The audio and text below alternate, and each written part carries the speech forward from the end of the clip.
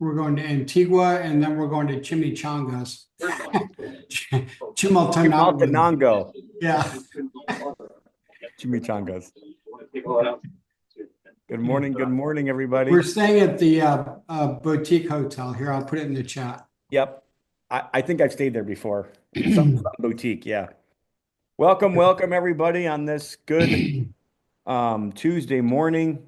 I don't know about you all, but I have had a couple of weeks of a bunch of problems at properties that I've never had before in my 30-year career. Have you ever had one of those weeks, Jim? All the time. Where it's like, what in the world? Like this Yes. morning, we just listed a property, and the first showing that happened, there was like 30 hornets in the house. And we're like, what in the world? Like, uh, I have a house that we're flipping for an investor. And we got a monsoon rain about a week and a half ago. Yeah. And the basement has been wet with new water every day since then. And it's just we just had some of the weirdest I've had things some happen. very strange ones in the last 3 or 4 days also, Tom. You So I have feel it. Oh, yes. any ones you want to share? Well, I sold a house and they were doing their final walkthrough last Thursday, right on their way to closing. And they got to the house and there was a water line broke and there was just like water spraying everywhere. Oh, that's So horrible. that's just one example. I actually had a borrower from Conduit Capital in my office, picking up an insurance check this week for something very similar to that. Like they had the whole house all done, and then all of a sudden the water pipes burst, and they had to redo the whole entire rehab. At least they I had do to. like your idea of putting the air tags on the HVAC. I think that Yeah, was a good idea. I think I do think there's something to that. So yes, we had some stolen. Man, I tell you what, it's just been a weird couple of weeks here. It These bad has. things do happen, folks, and we don't hide the fact that those things happen in the deal maker community. So we're excited about a lot of stuff coming up. Me and Jim were just talking about this trip next week to Guatemala. Share the love. Augie's on this call as well. And we're excited about that. I'm leaving Tuesday, and these guys are leaving next Thursday. I'm going to share my screen here so we can kind of get started here. Appreciate everybody for jumping on this morning. We've got a person that's newer to me, Andy Teasley, on today. He's going to talk about Note and the financial calculator. And I do think it's something that we all need to learn. I know I was just telling him before the call, I need to get better myself and understanding the financial calculator. So just kind of, I'm excited about today's call with this. I've got a really good meetup group tonight. We're talking about construction with some local guys that have literally added 250 rentals to their portfolio in the last 8 years. These guys are just hustlers, and they're licensed contractors as well. And it's a really happening event. I just had 2 more tickets sold this morning before I got on this call, and people have been saying that they're going to be coming. So I'm expecting a good crowd tonight. So I'm excited about that. So welcome to today's Dealmaker Community Call. Jim, we got Jim Ingersoll with us today, and you just got done with Dealmaker in Virginia. Just kind of wanted you to give me a wrap up. How was it, Jim? What did you learn anything? Well, just I give me always a little bit of learn. snippets about how it was. Yeah. Personally, I always learn. Every deal maker, I pick up some ideas. So yes, 100%. It went amazing. I think we had almost, I don't know, 325 to 350 people. Wow. Our new venue is awesome. It fit everybody easily, no issues. And we're locked back in to do the exact same venue next year in March. So it's going to be great again. I'm already working on speakers and I'm working on schedule and things a year out. And it was mind blowing to me, Tom. It was by far the best one we've ever done. And my team really took it up a couple notches. It was great. Yeah, you definitely need a team when you're doing an event that big. I couldn't even do a small event without a team. Right. Jim did events for years with just him and Cheryl, and I'm like, man, I just could never do that. But Yeah, it was a lot. It was it's a great. lot of work. It's just Appreciate everybody's love and support. It's a great product. Everyone loves the Epic networking, and the community is really strong. So I'm very, very grateful for everybody who participates. Thank you. Awesome. Yeah. Tim says it was life-changing, and Augie says Dealmaker was awesome. So welcome to the Dealmaker community calls. Last month, we had a great call last month. Mary Oh, we Hart talking did. about private lending. We went a little bit over, but she just did a great job talking about private lending. If you guys haven't watched that, if you guys weren't here live, go back and watch that call from last month. Today, we're going to be talking with Andy Teasley. Welcome, Andy. Welcome to the call here. You are muted, just so you know. But he's going to be teaching the financial calculator. You're in California, right, Andy? Yeah, the left coast. Yeah, Yeah. it's, it's like 8 o'clock here now. Yeah, he's on the left coast. I know it's 11 o'clock on the East Coast, but it's 8 o'clock over there. But appreciate him being on today, teaching the financial calculator. And I think he's going to get into some notes as well. So have your questions ready for that as well. I'm excited to have him a little bit to kind of teach something that's a little outside of what most of our people in our network do. So kind of, learning about that today, I think could be something that can help people. Want to remind everybody about this. Me and Jim had a good call with Lowe's. And one thing I wanted to just kind of remind, something I kind of learned from the call that me and Jim had, is that with your Lowe's account, so everybody who signed up for Lowe's, make sure that you're not just signed up with the deal maker, like you guys can use the QR code and just go through these whole prompts right here and get signed up with Lowe's, but also make sure that all your credit cards are attached to your account. That way, every time you use those credit cards, those will be connected to this account, if that makes sense. If you guys need more information about that, feel free to reach out to me. I'm more than That way, when you go to the checkout, you don't have to scan your QR code. exactly. It's an automatic link. You got So it. if you like automatic, like for instance, Tom, I'll give you an example. Like my Lowe's American Express, I get another 5% on. Everybody should be doing that, but Cheryl and I each have our own because we're in Lowe's all the time. And so mine's connected and hers isn't. So if she goes through Lowe's, she's got to scan the code. So we Right. need to connect her card to the account. And honestly, so there's a couple more steps here. The one thing I would tell you is you want all of this stuff being tracked in your account, because the sooner you can get to that $100,000 a year number, the more benefits. And I'm not allowed to tell you the benefits that you can get, other than I can just tell you They're they can give you, significant. yeah, they're significant, and you can get special pricing on a per item basis that fits your company. So it's not just volume savings. It's not just an extra 5 to 15% off like we already get, but it is significant. I can promise you guys, like I'm probably saving 60, $70,000 a year because I'm in that tier. And So really, just want Tom, the Sherwin-Williams discount is significant. it really It is. is. I'm So I telling you. talked to somebody who's got a painting business who also invests in real estate. So he's in our community. And his prices as a professional painting company, I mean, they have multiple people painting all week long. His price dropped when he switched over to this discount. So it is very, very significant. Yes. And guys, like I grew up in the painting industry. I'm getting better pricing today in 2025 than I was getting in 2000. Okay. With this program. So this is not this is to help everybody. I promise you guys. Upcoming couple things that are upcoming. Want to let everybody know about. I try to promote other people that I know in my network that are doing events. Ricky is doing this cruise in October. Wanted to let you guys know about that. Also want to remind everybody about Sunrisers every Friday morning. And something I love to hop on one way or another, whether I hop on Zoom or on Facebook. But just love Wendy. She is going to be one of the speakers at our upcoming Gary Dealmaker in September. But want to remind you guys about that. I don't have the slide yet for October, but I will have the not the Dealmaker lending conference that's going to be in Dallas in October. So we'll be starting to promote that in the next coming months as well. And then we have the Gary Dealmaker September 4, 5, and 6.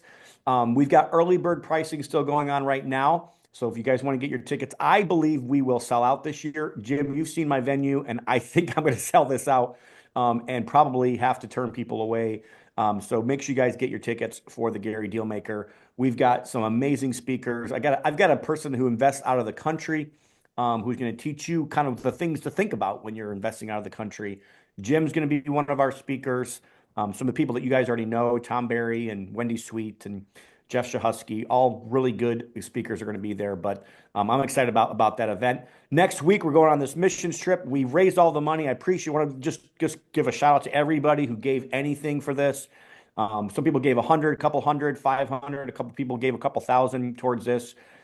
We didn't quite reach the goal, but God knew what we needed, and we basically were able to do what we needed with what we did. The kids are going to stay in the Airbnb for 2 days, which kind of helped cut some of the costs down. So I'm excited about that. And then during this trip, we're going to be meeting with Augie and Jim Ingersoll and some other people. I think Chuck's going to be on that trip as well. And we're going to be doing a wheelchair drop with the kids. So I'm super excited about that. So pray for us. We leave next Tuesday, and then the wheelchair drop is that Saturday right after that. So just kind of give you guys a heads up for that. And then just pray for share the love. I think they're doing three drops while they're in Guatemala as well. I believe they're doing one in Antigua in addition to Chimaltenango with us, and one in Guatemala City as well. So I'm excited about that. And I'm going to tell you guys, if you've never been on a missions trip, you need to go. You just really do. I don't have the time today to explain those thoughts. But I promise you, if your life isn't changed, you're not open to your life being changed. So, next month, I'm excited about, again, another new friend of mine. Bill's reached out to me a lot in the last couple of months, and appreciate him and his mentorship. He's going to be our next call, May 2nd or May 20th. And this guy this guy teaches the simple things that just work. It is really cool, really good guys. I promise you guys will enjoy Bill next month. So mark your calendars, May 20th for next month. And without further ado, I will stop sharing my screen, and we're going to let Andy get on and talk about the financial calculator, talk about notes. And like I said, he loves to take questions. So just get those questions ready for you guys. Yes, please interrupt a lot. I'm bad at jargon because I've been speaking this language since the 80s, and there's a lot of words that I use that other people have problems with. So I really, really appreciate questions and getting slowed down. I'm sure happy to be here this morning. I don't know what level I see a lot of friendly faces out there. Those of you that aren't hiding behind a black screen because it's too early in the morning for you. I teach the financial calculator. I prefer the one that's on the app, the HP10BII. And I'm just curious, how many in here would like to be able to tell your financial future today? Are there any takers for that? Good. Well, I've got this interesting tool. I can't claim I made it. I just use it a lot.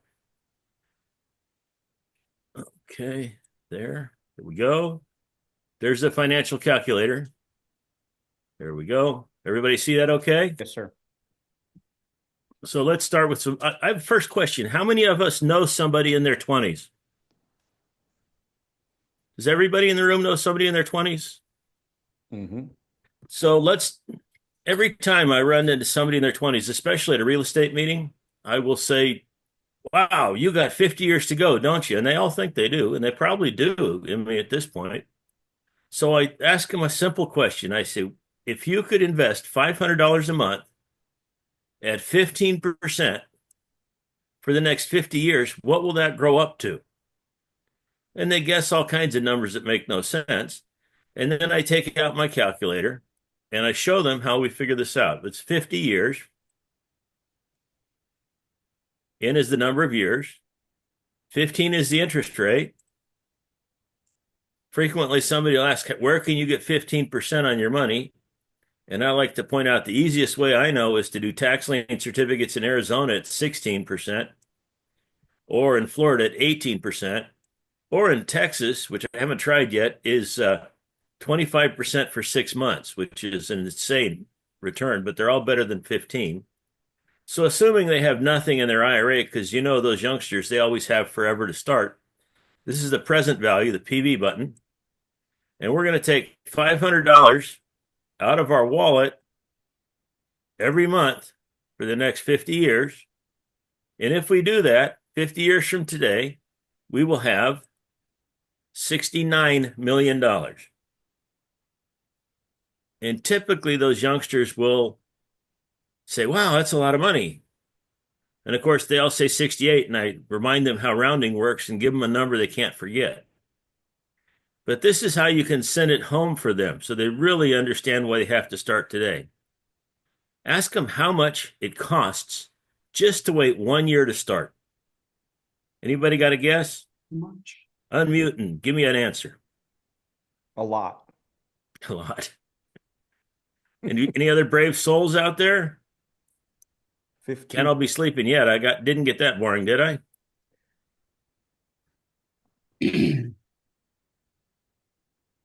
No guessers. Say 5 million. How much? 5 million? So 49 years. Remember the last number was 69 million? 59 million.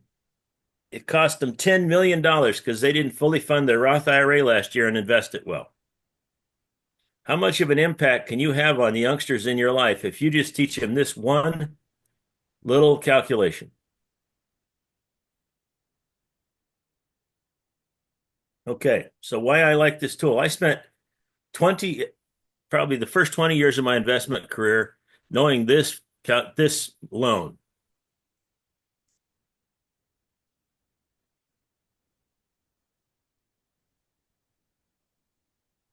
How many of us in this room have that loan in our heads?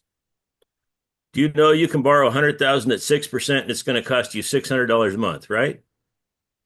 Mm-hmm. That's how I did business for the first 25 years of my life. Until somebody said, you really got to go take Bill Tan's calculator class. And I did. He had stopped teaching for about 6 months due to health issues, about 2 years due to health issues. And it was his first live class back again. And it was a packed class because there were a lot of people who had wanted to have his class and just couldn't because it wasn't available. And I went in there and my eyes were opened. The things that I could figure out with this calculator and know I was really good at, gee, that's good enough. And yeah, I can keep this and it'll cash flow. But here I had a way to tell what my returns and yields really were and figure out how much I need to get by in the future. So I hope that you will join me and spend a weekend with me so we can talk about all the fun ways to use this machine. So let's say we're trying to figure out how long we have an opportunity to buy a home from a seller. The seller wants $250,000. And he really has his heart set on 7% interest. And you can only afford an $1,800 payment. How long is that note going to be? 285 months. What if you could only afford a $1,200 payment?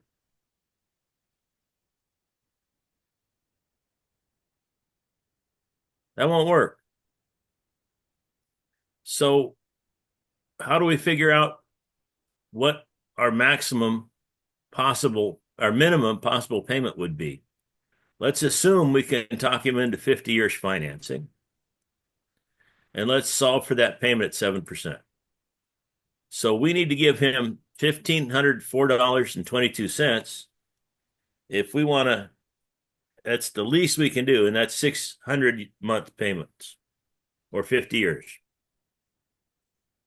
I have a reputation in my farm. I have 20 widows in my community. My buy and hold inventory is all in one 1,800 unit subdivision in Thousand Palms, California, which is a suburb of Palm Springs where I live. And those widows, when one of their friends passes away, their mom, their kid, their heir will call mom's friend and say, oh, mom died and I'm stuck with the house. What do I do? And my widows tell everyone the same thing. You need to call Andy. He pays more than anybody else. You don't have to fix anything. You don't have to clean out the refrigerator. He handles everything for you. Just fly into town, load up all the pictures and family documents, pick up the family Bible, all the stuff that's important to you, take it home, leave everything else. He pays more than anybody else. And my thing is, I will pay any price for any home in that community if I can have a $500 monthly payment. You might ask how I get that.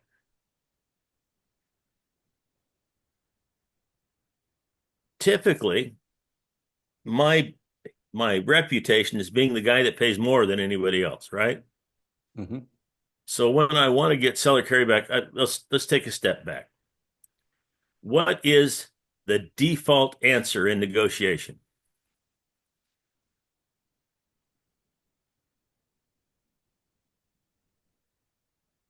Come on, anybody, talk back to me. You can unmute and speak.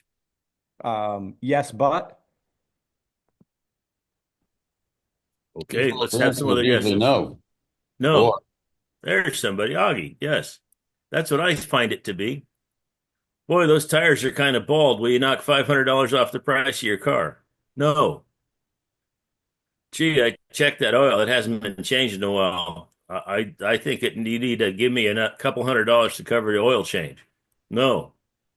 So when you're trying to acquire financing from a seller, I always ask this way. You want $250,000 for your house, right? Yes. Well, that's a little high, isn't it? Well, it's what I want. In the event that I could pay you $275,000, is there any reason you wouldn't rather have $275,000 instead of $250,000? And the default answer is no. There's no reason I wouldn't rather have $275,000. So I'll pay $275,000, and that means I will pay you 550 payments of $500. Now, if I can rent that house for $1,800, take an HOA fee of $300 off of it, and have $1,500 net cash flow to me, am I going to make cash flow on this house? Most likely. yep. Those of us that keep buying hold houses know you can. This is tough because people aren't talking. I told you. I'm gonna. I told you. You got to bring it. So a couple things I would do if I were you, Andy, is I would, if you don't mind, I would kind of dumb this down. I know you think that you're dumbing it down right now, but I would dumb it down a little farther and just explain all the buttons on the calculator. Sure. Because they're seeing you go through that like slickety split, and you know this like the back of your hand. But I believe that there's a good portion of the people on the call right now that need to kind of know, what does each button do? How do you get there? How are you coming up with these It's a calculations? great I do idea, think what he Tom. said though, I do think what he just said, guys, is really important. It was the one of the takeaways I took away from the last cruise with the investor addicts is, that scenario he just gave is a 48-year loan, basically. It's 550 payments. It's about 48 years. And I think that's outside of what we've ever thought, and so I guess my question to you, Andy, is how many people actually accept that offer? Like, do people accept that offer, or is that just something that you say to kind of get them thinking or negotiate, or do people actually accept 408 or 48-year loans with seller finance? Frequently, I when I hit 22 keeper houses, I said that it's two more than I need. I'm not going to buy another house. I'm currently up to 32 because I keep getting these phone calls from widows, and I get these opportunities, so I'm taking them because I like to help people out. And I point out to these sellers, one, they weren't getting rent off of this house that mom was living in. They were probably having to supplement her income a little bit. So they're going to be out from under that. They can't live here because they're not 55. They're clear across the country 9 times out of 10. And I tell them, quite frankly, and you could use this trick whenever you're trying to get seller carryback financing. You want to base it on payment, not on purchase price, and tell them this is all the house can afford. If I promise you a payment that my tenants can't afford to pay you, I'm going to fail because you are depending on me going out, getting a just over broke a job and earning the difference between what the house can pay for and what you want me to pay in payments. And you know, the proper response when somebody says, well, I'm not going to live that long, you of course say, well, you want to leave something for the kids, don't you? Mm-hmm. So let's talk about another I mean, situation. I can sit here all day long and see the advantages from me, the buyer, overpaying. So just so you guys know out there, if you're listening, there's an advantage for you to overpay to buy real estate, especially if the interest rate is zero. And the one of the biggest thing that just hits me in the face is depreciation. So now like your cost basis into that property is higher than it would be if you bought cheaper with, you know, an 8% interest rate. Now that can go the other way too. There's also pros and cons of that, but that's definitely one, you know, pro to that to, you know, to think about when you're potentially overpaying when it comes to this. So can Andy, were you going to go back and kind of, you know, explain the calculator a little bit more? Sure. We'll go back and explain remind me to tell you my golf story when Okay. we get done with this. So in these 5 buttons at the top, can you see my big purple arrow? Yes. Good. I like my big purple arrow. It's one of the few mouses I can find. So in is always the number of months. Well, no, it's not. It's the number of months the way this calculator is set up. Currently, this is set up for 12 payments per year, and it's set up for end mode, which means we're calculating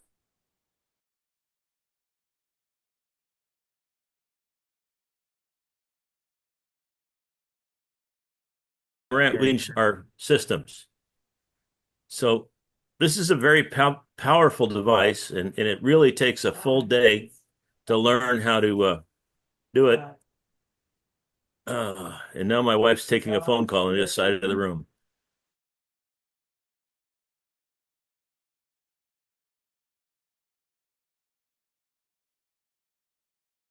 Shift key will turn years into notes. They're 240 months in 20 years. 30, 360. So this is the number of periods. This is the time, the number of times that payment happens. Payments are always a certain repeating thing. It's the same number. It happens all the way through the loan. I/YR is the interest or yield rate on our note.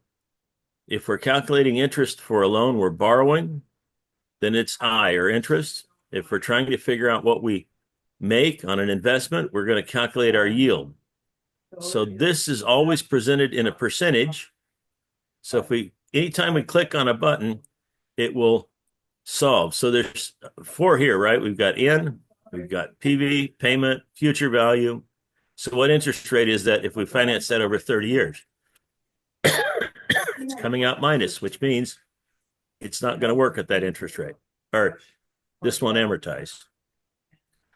I know why it won't amortize. So let's say we did an $800 payment instead. So this button here is our payment button.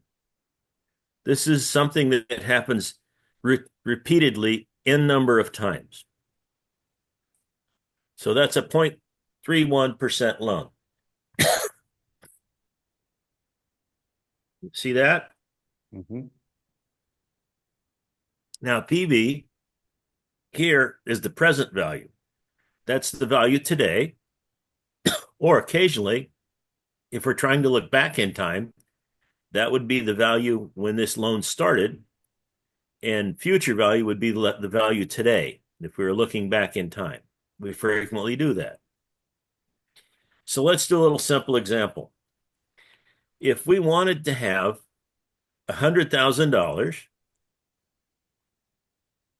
in the future, 30 years from today, and we could only earn 2% on our money, and we're starting with nothing today, how much would we need to invest every month, a payment, so we would have $100,000 in 30 years at 2%? We just press on the payment key, and that tells you that if we put $202.95 into that exciting 2% investment, in 30 years, we would grow that up to be $100,000. If we kept doing that same deposit every month, it increased our return. We did a better job of investing and made 5%. Instead of $100,000, we're going to grow that to be $168,000. This tool is a great way to estimate all of these things that you might want to know. If you have a goal for where you want to be in your IRA in the future, and let's say that your goal is you want $6 million in 30 years, and you can make 5%, and we can put our maximum $600 a month into our IRA. This is the payment going into our self-directed IRA. How much do we need to yield on our $600 monthly investment for 30 years to get $6 million in 30 years? And you solve for the yield rate, and you'll find out we need to be making 17% if we're going to try to make $6 million in our IRA in just 30 years. Does everybody see how we figure that out? Mm-hmm. If we're just negotiating with somebody and they want to have a $150,000 purchase price for their house, and since you're getting the house for the loan, then the 150 would be positive for present value. It's going to be fully amortized in 30 years. We're still on 360. What payment would we need? We solve for payment again. And it would tell you that if they want to, so let's change that to a more reasonable interest rate. Let's not give them 16. Let's give them 7. So our payment would need to be just under $1,000 a month. So what if our tenants can only afford a $750 a month payment because of what the house will rent for today based on where it is and what it is? So we change the payment to $750. We give our seller their $150,000. We give them the 7% they want. The one thing that can change will be the term. Oh, that's not going to work. Let's try $775. Do you see how we can play with these numbers until we find something that works? That won't work. Let's try $850. Still no solution. Let's see what interest only works out to be. See, by matching, that's not enough. By matching the present value and the future value, we can calculate an interest-only loan. You put any number you'd like in except for 0, and we'll find out that at 7%, $150,000 interest only takes $875 a month in payment. So if we know 750 is our number, and the seller seems to want 360 because they think that's how long loans should work, the only interest rate they'll be able to get is 6. But if they have their heart set on 7,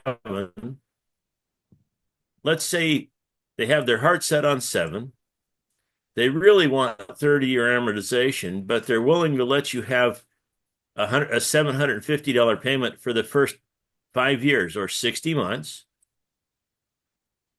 So what's going to happen with this number? Are we going to have amortized that much in those 60 months? Is it going to get small? It's going to go up. It's going to go up. So now you owe $158,000.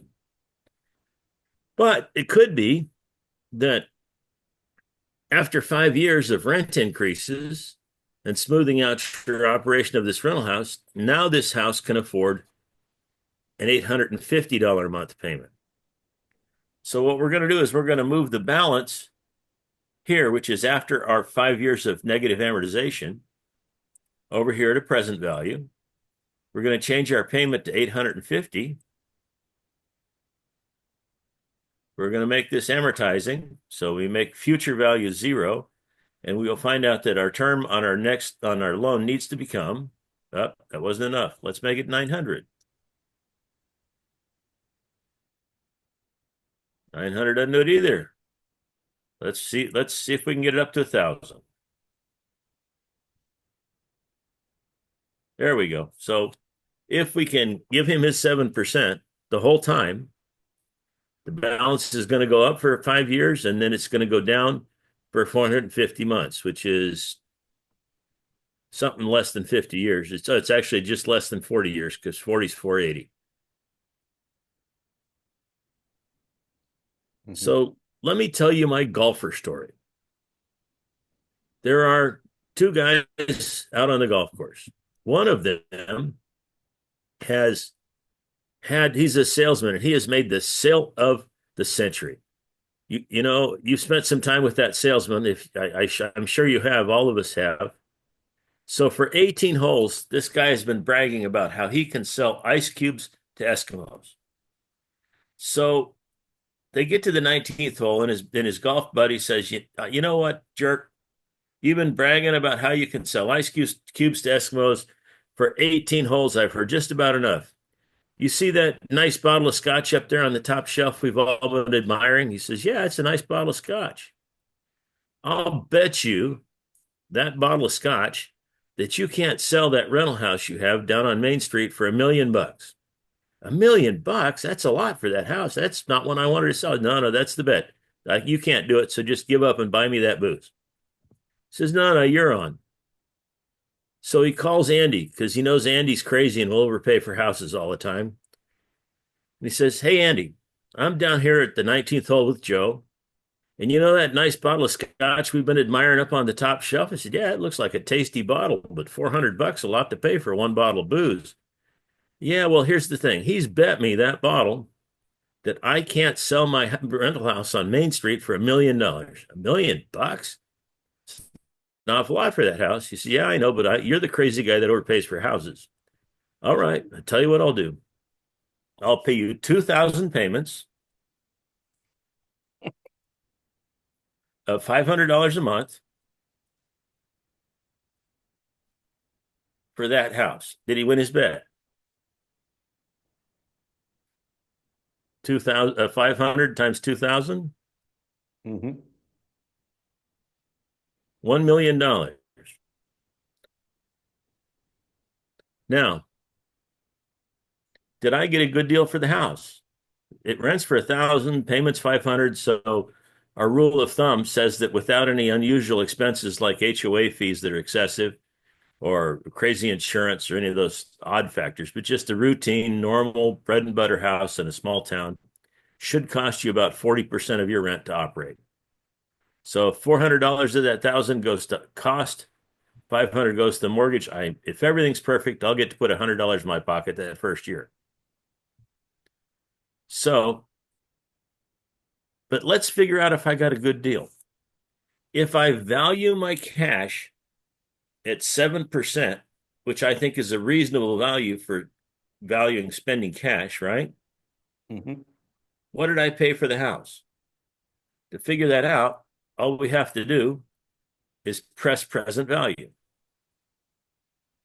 And we'll find out that I paid $85,000 for that house that rents for $1,000 a month if I value my cash at 7%. Now, the 1% rule tells us that that house should be worth $100,000. And many people, if you hang around in enough meetings, will tell you that the 1% rule isn't practical. You can't get it anymore. Did we get the 1% rule here? I think we did. It's funny, we used to joke about how our great grandkid in 167 years was sitting down to write that last check. It's imagining they're still writing checks and putting them in an envelope.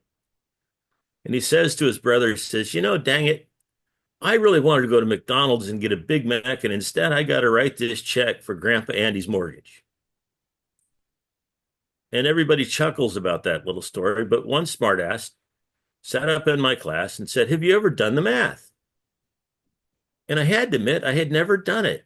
So, always up for a challenge, I decided to find out what that $500 payment, not made for 167 years, is worth today. So, to do that, I put $500 as a one-time occurrence in 2,000 months. No other payments are going to be considered. I want to know what that payment is worth today. And I hit present value for present, and I get zeros. Well, I know zeros can't quite be right, so we have to change our display. So we orange, display 6, and we find out that that payment made in 167 years of $500 won't even pay a fraction of the sales tax on that Big Mac. It's only worth 0.4 pennies, less than a half a cent. Now, Not good. everyone in the room appreciates a hot fudge sundae, right? I do. And the thing that makes it a sundae instead of ice cream with hot chocolate sauce on it is the cherry for the top. So if we take the 1% rule for the actual cash value today of that house, and we take an 80-20 split on the value of the structure to the value of the land, that tells us that that house is sitting on a $20,000 lot. So if we take $1 million and we subtract $20,000 from that, we find out that we paid $980,000 for that house. Everybody agree? Because the IRS has no concept of tax time value of money. We divide that by 27.5 because it's a residence. And we find out that that house has depreciation write-up of $35,636 every year on a house that only earns $6,000 a year because the principal pay down is not deductible. That means that for the next 27 and a half years, I can earn $29,000 in tax-free passive income. Isn't that a nice cherry for the top of the sundae? Yep, something that most people don't consider. And just obviously, this is an absurd example. It just proves a point. Yeah. So let's look at. Go ahead. I was just going to say, if you guys have questions, just just get your questions ready. If you want to unmute, that's totally fine. Absolutely. I'm having people text me, Andy. They really want to know what the buttons are. Okay. We just like do a I've only said it 6 times, but let's say it one more time. Well, I think you only went over the top ones, but just kind of go over like every button, and then like if you switch it between the, Got it. the So- shift and everything, what it does. You don't have to show us, just kind of go over it if you don't mind. Here, this is what this row does. On the front screen, they're all I don't know. On the shift screen, IRR. I'm not sure what this change. Actually, no, I don't know what this changes. This changes beginning and ending. But I don't know what any of this other stuff does. There are a lot of. This is an overcomplicated device. It could be much simpler. And when I teach my class, we're going to spend almost the entire class talking about these 5 buttons. I got you. And these buttons here, and basically occasionally just use those top 5 buttons on most of your calculations. right. This is a standard 6-function calculator down here. Sure. This button's really neat for starters because if you press this button, you get your choice of either printed instructions or videos. So this tells you what's coming up. This is the great way they'll walk you through all of the. I think that helps. So he did go over those top 5. There is a question here. So if I have $100,000 mortgage, so I think somebody's asking you to solve this here. There's 100,000. $100,000 mortgage, and at 6%, instead of paying $600 a month, he wants to pay $300 twice a month. How much time would he trim off his mortgage? Oh, good. So what we have to do to make this work is we have to change. So is he going to do it twice a month or is he going to do every other week? This says twice a month. Okay, so we're going to change payments per year. So we're going to do orange, payments per year. Okay, let's try this again. Orange, nope. 24 orange payments per year. There we go.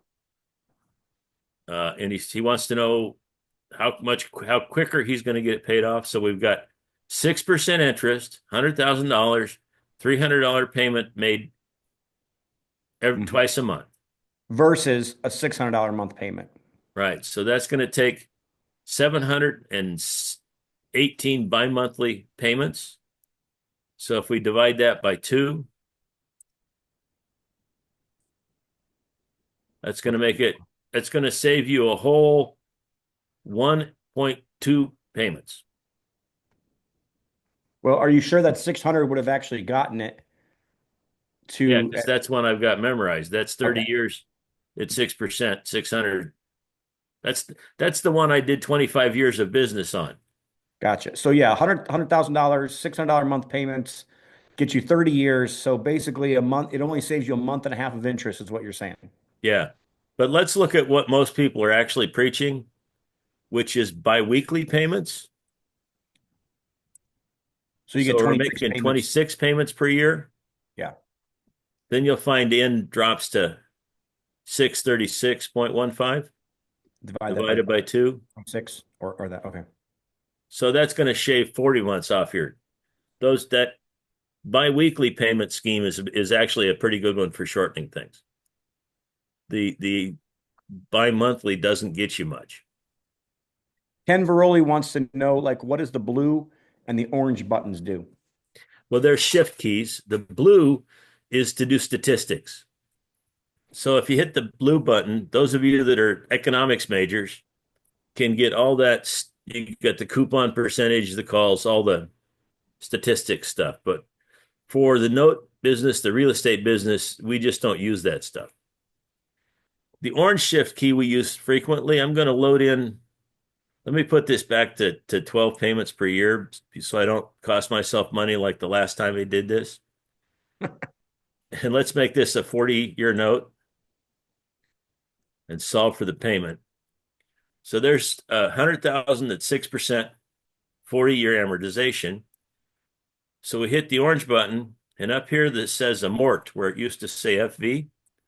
Click on that, and it's bringing up our amortization schedule. So if you want to know how many months it takes to pay half your balance off, you just scroll down until you hit 50,000.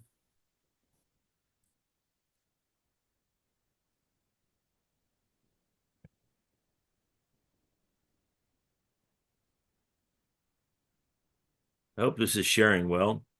So it's going to take 2 months short of 30 years to get half of that balance paid off.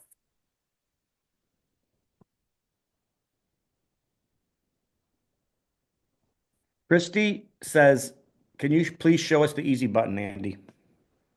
The easy button. I don't use the easy button, Christy. You're the one that uses that thing. I don't even know where it is. Andy, that's because I don't want to work as hard as you do. But you're not as crazy as I am either. And I'm trying to find share on here. There's updates. Where's the easy button? It's actually just a different layout. There we go. I don't know where the easy button is. Is it on the computer one or just on the phone?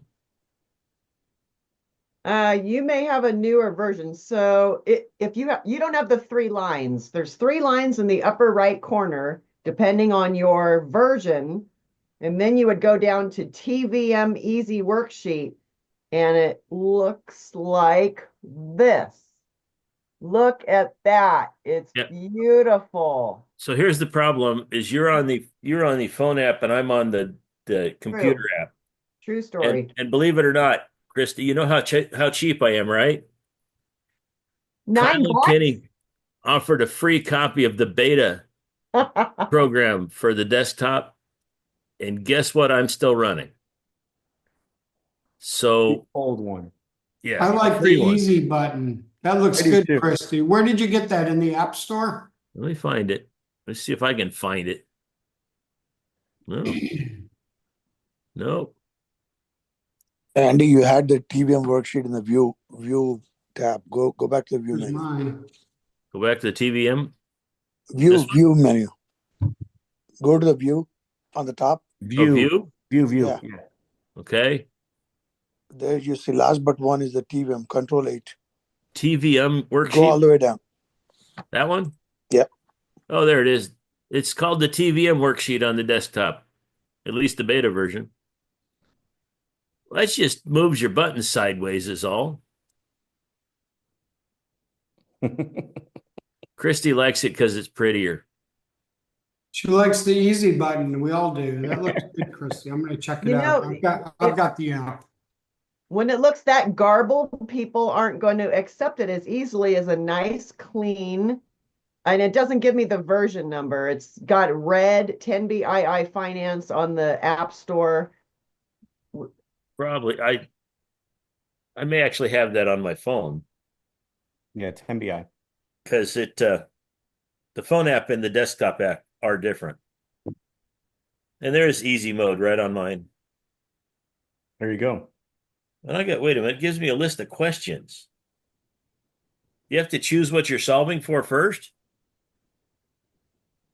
Christy? I'm not sure what you're talking about. So Can you see that? I already had, okay, let me see if I can make you larger. Hold on. My Here, you can we give Okay. Christy the presenter mode, Tom, and let her show The it? share? Yeah, I just need No, it's on my phone. It's on her phone. That won't work. Oh, you It's can still interesting hold it 'cause- up there and we'd all see it. It's okay. yeah, Andy would just have to stop sharing. So, there it is. It's the TVM Easy Worksheet. Is that the button you press? It says Easy TVM, three There you dotted go, see? lines or three lines in the upper right, TVM Easy Worksheet. Yes.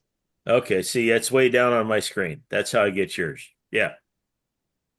I got it on my That way phone. you can see what you're doing all at the same time. All those numbers are showing up at the same time, and then you just change them interchangeably instead of having to memorize, if you have to do them in a certain order or whatnot. That's a nice thing. There is no certain order. Stick Right. the right number in any four of those keys and hit the fifth one, it will solve. Yeah. So we're losing people. That's not a good sign. I'm going to show you one more button on here before I get back from screen sharing and just answer questions. See right here in the middle of the screen, there's a button that says CF little j. That's going to bring up our cash flow journal. And I don't use it on this very often. Add, there we go. So you can add a few boxes. And this is what you would do if you have an Andy, irregular cash flow. What's sorry, that? Andy, do you have more than one screen? More than one monitor? Are you seeing what I'm saying? I think are you seeing both of these or are you not seeing what I'm bringing up? We are just seeing the calculator. I think the other one might have populated in the second monitor. Got it. Drag it over. That would make stuff a little easier. Let me see if I can change what I'm sharing. So you guys didn't get to see the amortization schedules. Let me do stop share. No, yeah, the amortization never came up. Oh, okay. Let's try this again. Go back to share again. So let me show you the irregular cash flow calculator, which is here. So the CF little j button brings up this screen. And let's say that you have the opportunity to buy a non-performing note and you have to pay $27.85 for it. And you get nothing for 7 months. Then you have to spend what's a foreclosure costing these days now? About $4,000? Depends on the state. What's that? It depends on the state. Let's say $4,000 just for fun. Sure. Where? And after you do that, you get it performing again, and you're going to make $500 a month. and you're going to get 360 of those. This calculator tells us that our internal rate of return on our $2,785 investment with the $4,000 for foreclosure cost is still 71.27%. Do you see where it is right there? Yep. And if we were happy with 50%,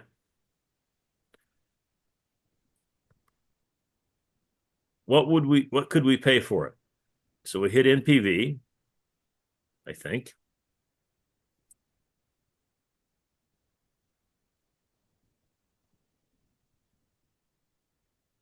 I do this on my phone too much. So let's go back again. Go back here. Back here.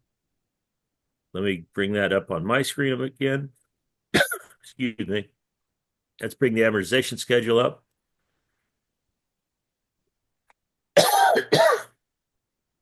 Now let's share the amortization schedule that you guys didn't get to watch, because I thought it would show both windows side by side, because that's the way it appears on my screen. There, are you seeing the amortization schedule now? Mm-hmm. Good. So as you see, I scrolled down to 50,000 on the balance, which is right here. 359 months to pay half of your $100,000 loan if you have a 480-month amortization schedule. All right, I need a good question. I don't know that we're going to get very many, but if somebody's got one, go for it right now. That's something simple. Yeah. Because I think that's where everyone's afraid to ask. Okay, Ken Rowley, thanks for asking your question a little bit ago Yes, that was about good. the blue and orange buttons. And I like the easy button too, Christy. The blue and Okay. orange just shifts so you can get to the other functions, Yep. Ken. Yeah. That was a Dan, good question. do you still have weekly calls or bi-weekly or? I have a free weekly newsletter, and I'm active in 3 different exchange meetings where we frequently use this tool. And that's the I run the one in California, which is 2 p.m. Pacific time. It's a combo meeting on Zoom and in person. Then I'm active in St. Petersburg on Thursday mornings at 9:30 Eastern, and then Ohio is 9:30 Eastern as well on Fridays. So I'm active in all 3 of those. So But let me you're give saying you one still- little trick before we go on about our days. Let's set up a simple $100,000 loan with 100 payments, and it's at 10%. So our payment on that loan is going to be $1,477.81. Barney Zick taught a trick that said if you can buy a fraction of the payments for a matching fraction of the balance, and you can express that fraction as a second grade fraction, a 1 over something.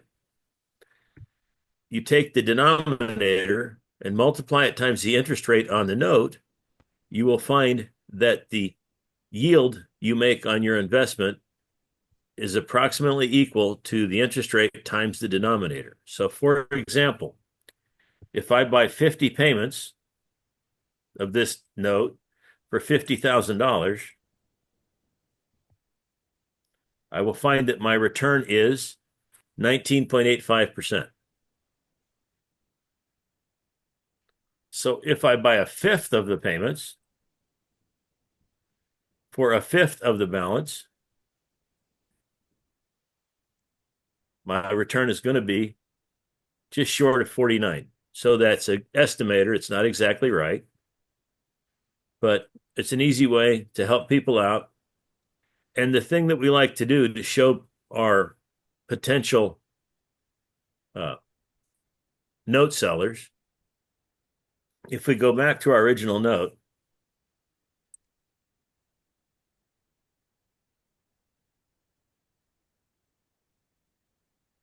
so that's what we started with. And we're going to take the first 20 payments of this note. What's the balance when we hand it back to the person we did the deal with? So we can change N to 20, calculate the future value, and we can show the person that we're trying to get to sell us those 20 payments for $20,000 that when they get their note back, their balance will still be $86,000. So it appears they're actually making $6,000 more by selling us the first 20 payments, so we can make 50% cash on cash return. They get 106,000. And that's frequently the secret to getting people to do these kind of deals. Gotcha. I'm Cool. going to stop sharing so I can stare at all of you now. There we go. Yeah, so we are at the top of the hour, guys. If anybody has any questions, Barbara's got a question. If you have a 30-year mortgage at $100,000 at 6%, how long will it take to pay it off if you pay $50 extra per month towards principal? Oh, cool. So that's the kind of stuff that's fun to do with this. Share. There we go. That one. Share. So we're going to do a 30-year mortgage. And we're going to go 6%. Mm-hmm. So it'll be 650 instead of 600, basically. Okay, so we're going to do a 650 payment. We want to be fully amortized. We want to know how much that cuts it down. That cuts it down by 66 months, over 5 years, just for that extra $50. You got it. Hey, Jay. There you go. Hey, Andy. Jay So spent a weekend with me. Waldo says, where can you see more of these teachings? This guy is a small note investor. Andy, can you tell us about some of the upcoming trainings that you have? I'm going to be at your place. You sure are. Next month in May. You guys can come see me and Andy at the same time. Yeah, you have a really nice facility. Let me get the date so I don't screw up. So one thing while he's looking that up, guys, I actually do recommend you get on the weekly and really so I'll be honest with you, I don't read every single week, but the ones that I do, I always learn something. So and he normally will do like 3 of these calculations for you, and he'll kind of ask you questions about how to do these.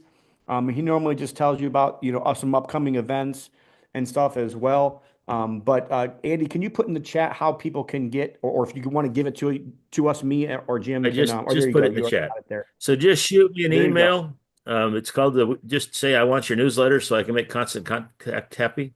And let's see if Jay started with a good All question. right, so I've got a quick question for you. Actually, 2 parts. Yeah, you guys having trouble hearing me? Yeah, that's Okay. better. Okay. Yep. So first off, just for the folks on the call here, learning how to use that 10B2 app has earned me way, way, way more money than any other skill in real estate has. So now my question for you, Andy. Let's say you get in a time machine and go back to when you were 43 years old, and you're still building your empire, and you're sitting on a portfolio of notes that are making decent cash flow, but you're not sure if holding on to these things any longer is the right move to do.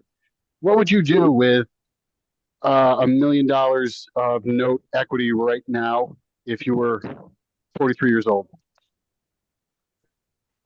Good question. If you're sitting on $1 million worth of notes, what's your average yield on them? Right now, the average yield is infinite because it's all wrapped around private money first mortgages. Okay, But that's hard. That's a hard interest rate to beat. hard interest rate to beat, but at the same time, there's equity sitting there. I'd like put it this. Let's call it a blended return rate of somewhere between 15 and 20%. Okay, so if you're making 15 to 20%, and you had an opportunity to go flip a mobile home and make 50%, it might behoove you to hypothecate those notes to someone who would lend you by securing the income stream for those notes, the money that you could use to do a mobile home flip and make 50%. So remember that paper is really imminently liquid. It's a lot quicker to sell a note than it is to sell stocks or bonds or anything like that. You can just do it tomorrow. You can go out to your friends and say, "Hi, I need to get $50,000 and I'm going to put up a $200,000 note. What can I borrow $50,000 secured by this note for? And see what the offers are. Thanks, Shree. See, I like a jargon flag every now and then. Yes, that's a way to secure a loan against some paper. Right. Okay. Actually, any asset. All right. Sounds Thanks. good. Thank you. Thanks, Jay. I wonder though, so like basically what you're saying, Jay, is that you have trapped equity. You don't really have any money in the deal itself, but you kind of have trapped equity in there. I think the right way, this is how I'd be looking at it, Jay. I would look at how much money am I making per month on everything versus how much money could I make if I untrapped the equity, if that makes sense. Like, Yeah. and even if it's in a fund or even if it's like lower percent, maybe it's 10 or 12%, but how much money could I make at 10 or 12% if I pulled all the cash out versus what you're making now? It's not, to me, it's not a very complicated equation.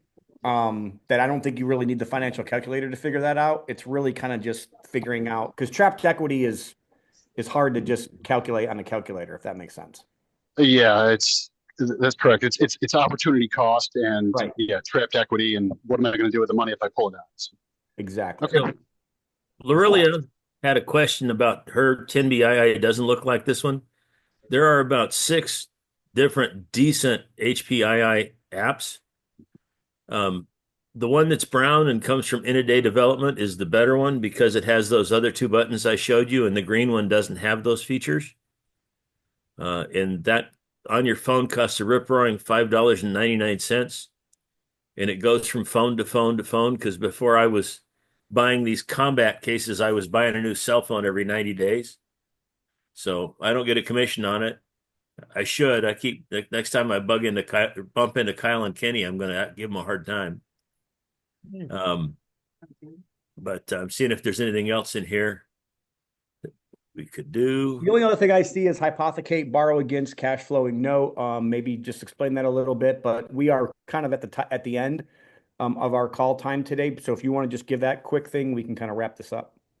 Well, everyone knows what a trust deed or a mortgage is, right? And it's when you secure a note or some document against a piece of real estate. That actually is a hypothecation, and because hypothecation is a generic term that means borrowed against, probably in Latin, knowing how these lawyers work. But when you're borrowing against an asset that's a paper asset, we typically call that a hypothecation. And you can hypothecate against leases. You can hypothecate against life insurance policies. You can hypothecate against a lot of things. If you go down, Christy, you go down to React, and you'll see a button that says. How about if I just ask my question? Sure. So this is big. I asked somebody about hypothecation. I said, hey, I have notes in my solo K. If I hypothecate, am I creating a debt? Well, yes, potentially yes. But if you sell a portion of your payment, you're not hypothecating. You are selling a portion of your payment. Does that make sense? Yeah. So let me point something out. If you sell a portion of a note that is held outside of your IRA, that will be a taxable event. So as far as tax purposes, you're better off outside of your IRA to hypothecate the note. The reverse of that is true in your IRA.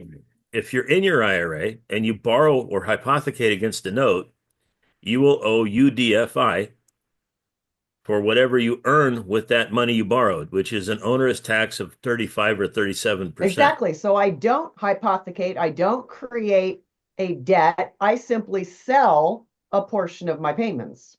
But like I said, that's exactly the opposite of what you want to do outside of your IRA, because it works the other direction if it's a note held out of your IRA. And if you hold those notes in your solo 401k rather than your IRA, and you're going to use that money to acquire or improve real estate, that is specifically excluded from UDFI. But you have to borrow money in your solo K rather than your IRA, and you have to use it for one of those 2 specific purposes. You will frequently hear people teach from the front of the room that you can borrow money in your solo 401k and not pay taxes on it, but you have to do one of those two things with it. By the way, if you spend a weekend with me, we will have a lot of IRA conversations because I think the IRA is an amazing, amazing tool, especially for those of us that are investing in notes, because I do almost all of my lending out of my 401s and my IRAs. And somebody asked when I'm going to come to Texas. Poke Jim about that. I need a RIA to come invite me to come do all the footwork in the local towns, and I have plenty of space left this year. So have So your RIA contact me. we are going to wrap up. Andy, I want to thank you so much for investing in our community today. Um, I do understand this is a little hard to follow if you're not already in the day to day. You can tell this. There's some people that are already kind of learning some of this stuff, and they just want to learn a little more. Isn't it funny? Jim, Andy, some of the more experienced people on this call, Al, and I see a lot of other Rick, a lot of other smart people, Ken, on the call. Every time I feel like I learn more, and Augie, I see Augie there too. I always feel like there's like more, even more that I don't know. So, Absolutely. The more you learn, the more you know you don't know. exactly. So, it's just been a good call. I appreciate your investment in our community. Andy is going to be with me here May 17th and 18th. Also, a lot of talk has been talked about Heritage IRA and Derek Long. Derek will also be with us for those 2 days. He's going to present for a couple hours, I think, on the one day, because part of Andy's talk goes into IRAs. So Derek's going to be with us as well. We did put the link in there if anybody's interested in those 2 days in May here, May 17th and 18th. So you guys want to come and hang out with us, you guys can do that as well. Other than that, guys, next month, I do want to kind of just want to remind everybody about next month. Make sure you guys remember, I believe it's the 20th, right? Yeah, May 20th with Bill Cook. Talking about door knocking. He's a really he's very easy to follow, very simple, and you guys will really enjoy Andy. I promise. I mean, you really enjoy Bill.